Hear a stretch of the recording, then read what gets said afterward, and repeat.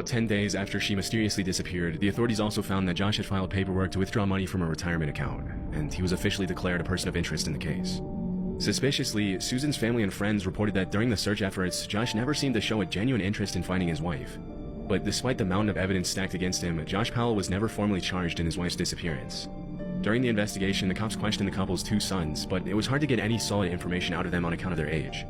Even though they mentioned that Josh had taken Susan with them on their camping trip on the night of the disappearance, they also made outlandish claims, including allegations that they had arrived at the campsite by airplane. This made it impossible to use their statements as evidence that Josh was responsible for his wife's disappearance. Shortly after, Josh and his 2 sons moved back to their home state of Washington, but the authorities soon determined it wasn't safe for Braden and Charlie to be living with their father in the middle of the investigation, and Josh lost custody of the boys. This is where things get extremely disturbing. On February 5th, 2012, more than 2 years after Susan's disappearance, a state caseworker brought the 2 boys to Josh's house for what was supposed to be a supervised visit.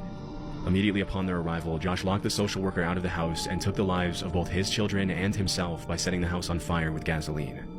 If his behavior during the initial phases of the investigation was suspicious, the unspeakable crimes Josh committed on that day in 2012 were about as clear of an admission of guilt as you can get in a case like this. In the aftermath of the tragic incident, the cops started looking into Josh's brother and father, who they suspected knew more about the case than they were letting on. Even though they had solid evidence to suggest Michael, Josh's brother, had helped him conceal Susan's body, the case reached a dead end when Michael also took his own life in 2013.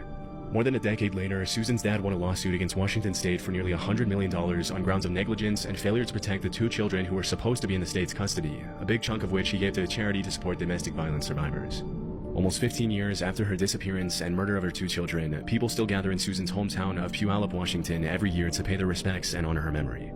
The last video Susan made documenting her assets received a lot more attention after everything had happened. With hindsight, the video is portrayed in a much more disturbing light. Susan saying things like, "I'm recording this just in case anything happens," makes you wonder if she knew her husband could do something this horrible as she was filming. Over the years, Susan's father has been alerted of possible locations where his daughter's remains might be buried, including abandoned mines in Utah and other isolated locations. Sadly, every lead has turned out to be a false alarm, and it's very unlikely that Susan's remains will ever be found.